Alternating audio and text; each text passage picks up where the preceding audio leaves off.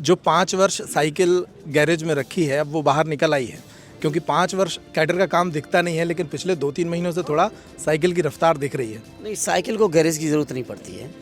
Garage तो बड़ी बड़ी गाड़ियों के लिए पड़ता है। साइकिल तो लगातार चलती रहती है। बागियों के ही भरोसे है ना सपा? नहीं नहीं, ऐसा नहीं है। हमारे भी गए, अगर कहीं से आए तो ये अच्छी बात है। कहीं ना कहीं से हमारे लीडरशिप से प्रभावित हैं। आप जहां बैठे हैं ये बड़ा संभावनाओं वाला क्षेत्र रहा है सपा के लिए। यहाँ पिछले 20 साल में 3 सपा के विधायक दिए, एक नगर पालिका अध्यक्ष भी रहा, एक ठीक ठाक कैडर भी यहाँ पर है, लेकिन ये लोग ठहरते नहीं हैं पार्टी में। जीतने के बाद रुकते क्यों नहीं है? महाराजपुर भी जो अभी तक नहीं जीत पाए, इस बार हम जीत के जाएंगे। हम लोग भी निश्चिंत थे कि शायद गठबंधन हो रहा है और कुछ सीमित सीटों पर ही लड़ेंगे। अदरवाइज समाजवादी पार्टी के आज और ज़्यादा उम्मीदवार यहाँ पे होते हैं। किसको जिम्मेदार मानते हैं ये गठबंधन नहीं हो पाया इसके लिए, कमलनाथ जी या दिग्विजय सिंह? देखिए, मैं इसमें नहीं जाता, वो तो कांग्रेस का अपना आंतरिक मामला है। गठबंधन अगर मध्य प्रदेश में नहीं हुआ तो फिर ये इंडिया अलायंस का गठबंधन भी खतरे में पड़ेगा भविष्य में, ये उन्होंने कहा था। मध्य प्रदेश का एक हिस्सा है बुंदेलखंड, जो उत्तर प्रदेश से लगता है, लिहाजा उत्तर प्रदेश की राजनीति इस हिस्से की राजनीति को काफ़ी हद तक प्रभावित करती है। यहाँ चुनाव शुरू हो चुके हैं। मुख्यतः हर सीट पर भारतीय जनता पार्टी और कांग्रेस के बीच सीधी टक्कर है, लेकिन बुंदेलखंड वाले हिस्से में उत्तर प्रदेश की सियासी हवाएं चल रही हैं और यहाँ सपा और बसपा भी काफ़ी सीटों पर प्रभाव डाल रहे हैं। हमारे साथ उत्तर प्रदेश के पूर्व सांसद धर्मेंद्र सिंह जी हैं, जो उत्तर प्रदेश में सपा का एक बड़ा चेहरा हैं और फिलहाल मध्य प्रदेश के इस हिस्से में चुनाव को देख रहे हैं। धर्मेंद्र जी, बहुत स्वागत है पहले तो मध्य प्रदेश के चुनाव में आपका। जी, बहुत बहुत धन्यवाद। क्या जो 5 वर्ष साइकिल गैरेज में रखी है, अब वो बाहर निकल आई है, क्योंकि 5 वर्ष कैडर का काम दिखता नहीं है, लेकिन पिछले 2-3 महीनों से थोड़ा साइकिल की रफ्तार दिख रही है। नहीं, साइकिल को गैरेज की ज़रूरत नहीं पड़ती है।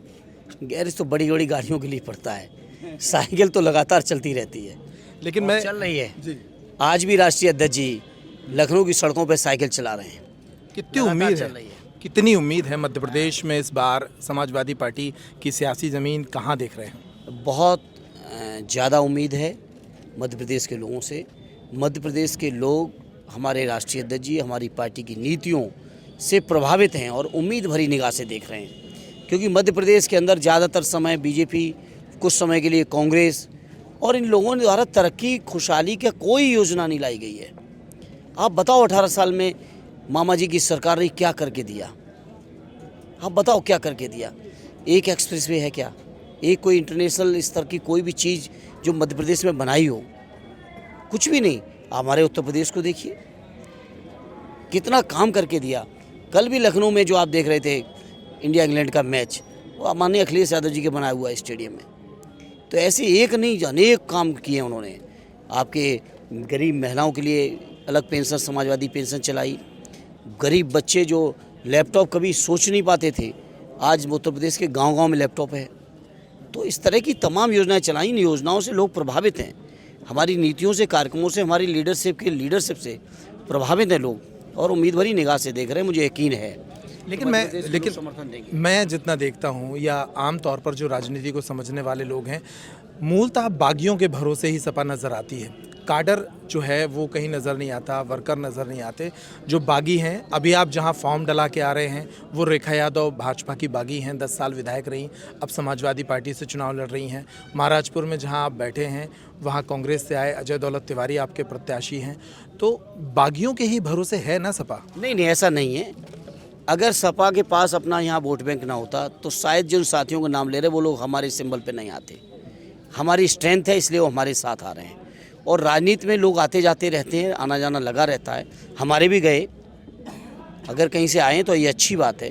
कहीं ना कहीं से हमारे लीडरशिप से प्रभावित हैं। कुछ लोग गए भी हैं स्वार्थ में, मैं इस बात से इनकार नहीं करूँगा, लेकिन लोग अपनी जगह एक्सटेंड कर रहे हैं, वोट बैंक अपनी जगह एक्सटेंड कर रहा है, पार्टी की नीतियाँ, कार्यक्रम अपनी जगह एक्सटेंड कर रही हैं, और इसीलिए शायद लोग हमारे साथ आ रहे हैं। आज लगभग 40 से ज़्यादा हमारे उम्मीदवार नामांकन कर चुके हैं। आप जहां बैठे हैं ये बड़ा संभावनाओं वाला क्षेत्र रहा है सपा के लिए। यहाँ पिछले 20 साल में 3 सपा के विधायक दिए, एक नगर पालिका अध्यक्ष भी रहा, एक ठीक ठाक कैडर भी यहाँ पर है, लेकिन ये लोग ठहरते नहीं हैं पार्टी में। जीतने के बाद रुकते क्यों नहीं है? लोग तो ठहरे हुए हैं। बिजावर हम जीत चुके हैं, राजनगर हम जीत चुके हैं, चांदला हम जीत चुके हैं, महाराजपुर भी जो अभी तक नहीं जीत पाए, इस बार हम जीत के जाएंगे, ये मैं यकीन के साथ कहता हूँ। तो लगातार इस इलाके में हम लोगों ने सीटें जीती हैं और फिर चुनाव में जीतेंगे। आपके बगल का ज़िला जो है टीकमगढ़ ज़िले में हम जीते हैं, निवाड़ी ज़िले में हम जीते हैं और फिर जीतेंगे। अच्छा, बहुत दिनों तक ये चर्चा रही कि गठबंधन होने वाला है सपा का और कांग्रेस का, क्यों नहीं हो पाया, क्यों टूटा, वो अंदर की बात क्या है? नहीं, ये तो कांग्रेस के साथ ही बताएंगे कि अंदर क्यों टूटा, जिसके बारे में कांग्रेस के ही अपने नेताओं के अलग अलग बयान हैं। दिग्विजय सिंह जी के अलग बयान आए, कमलनाथ जी के अलग तरीके के बयान आए। ये तो कांग्रेस के लोग तय करें। कांग्रेस के लोग हमारी पार्टी के लोगों से लगातार बात कर रहे थे, आश्वस्त कर रहे थे और आश्वस्त कर रहे थे। इसी उम्मीद में हम लोग भी निश्चिंत थे कि शायद गठबंधन हो रहा है और कुछ सीमित सीटों पर ही लड़ेंगे। अदरवाइज समाजवादी पार्टी के आज और ज़्यादा उम्मीदवार यहाँ पे होते। किसको जिम्मेदार मानते हैं ये गठबंधन नहीं हो पाया इसके लिए, कमलनाथ जी या दिग्विजय सिंह? देखिए, मैं इसमें नहीं जाता, वो तो कांग्रेस का अपना आंतरिक मामला है, लेकिन हाँ, कांग्रेस पार्टी जिम्मेदार है। एक बहुत तल्ख टिप्पणी अखिलेश जी ने की थी कि जो गठबंधन अगर मध्य प्रदेश में नहीं हुआ तो फिर ये इंडिया अलायंस का गठबंधन भी खतरे में पड़ेगा भविष्य में, ये उन्होंने कहा था। ये इसकी संभावना बनी है? नहीं, इस तरह की बात नहीं कही थी, आपने उसको गलत समझा। क्या कहा? उन्होंने इस बात को नहीं कहा था। उन्होंने कहा था अगर मध्य प्रदेश में केवल वही फैसला लेते हैं तो उत्तर प्रदेश में भी कोई बड़ा दल है और वो भी फैसला ले सकता है। हालांकि गठबंधन समाजवादी पार्टी का इंडिया गठबंधन है। आज भी हमारे राष्ट्रीय अध्यक्ष जी इंडिया गठबंधन के पक्ष में हैं और गठबंधन चलेगा भी, क्योंकि हमारा बड़ा टारगेट दिल्ली में भारतीय जनता पार्टी की सरकार को हटाना है, मोदी जी को हटाना है। जिस उम्मीद के साथ ही गठबंधन बना इंडिया, उस उम्मीद को समाजवादी अपनी ओर से कभी कोई उसमें नाउम्मीदी नहीं होने देंगे। ये मैं बड़ी जिम्मेदारी से अपनी पार्टी और अपने नेता के बिहाफ पे कह सकता हूँ। अच्छा, जिन सीटों पर प्रत्याशी सपा ने उतार दिए उन सीटों पर बड़ी उम्मीद है यहाँ के प्रत्याशियों को कि अखिलेश यादव और डिम्पल यादव सभाएं करेंगे, इनका कोई कार्यक्रम बना है अभी तक? बिल्कुल कार्यक्रम बनेगा। जब पार्टी के हमारे उम्मीदवार हैं तो हमारे लीडरशिप के लोग अपना समर्थन लेने, जनता के बीच अपनी अपील करने ज़रूर आएंगे।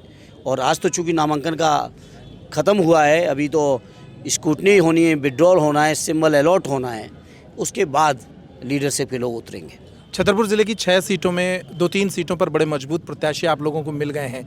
इनके लिए कैडर को किस तरह से काम दिया जाएगा, क्योंकि कल अमित शाह इस इलाके में होकर गए हैं, वो बैठकें करते रहे, तो सपा भी पूरी ताकत झोंकेगी यहाँ? नहीं, बिल्कुल गए होंगे। अमित शाह जी आएंगे, वो पार्टी के नेता हैं, भारतीय जनता पार्टी के जरूर आएंगे और आना चाहिए।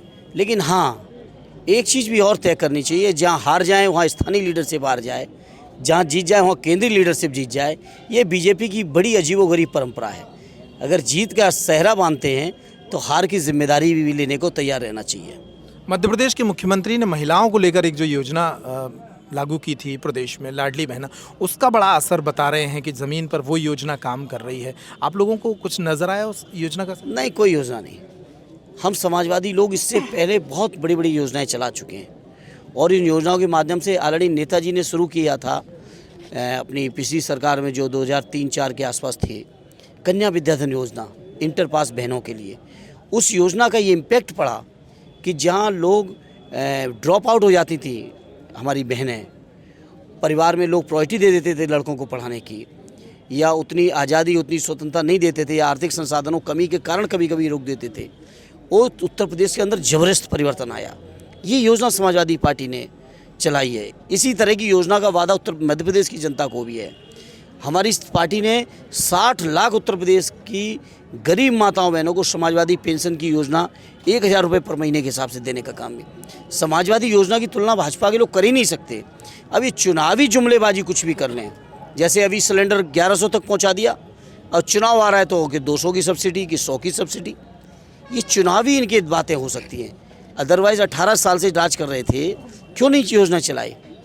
आखिरी सवाल, समाजवादी पार्टी के विधायक अगर चुनकर सदन में पहुंचते हैं तो इनका सियासी भविष्य क्या है?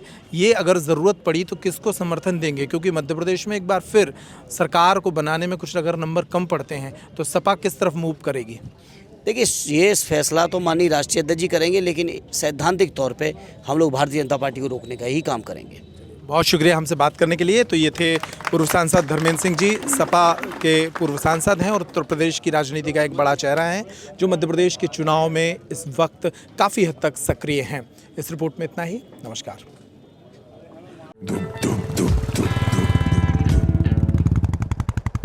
अब बुलेट के दीवानों के लिए मार्केट में आ गई है एक नई sensation, bullet next generation new standard 350।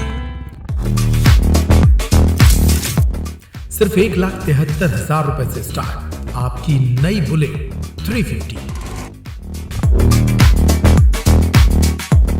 आकर्षक माइलेज और आधुनिक सुविधाओं से लैस ये है नेक्स्ट जनरेशन की नई बुलेट 350। अगर आप हैं रफ्तार की दीवानी तो आज ही आइए और ले जाइए न्यू स्टैंडर्ड 350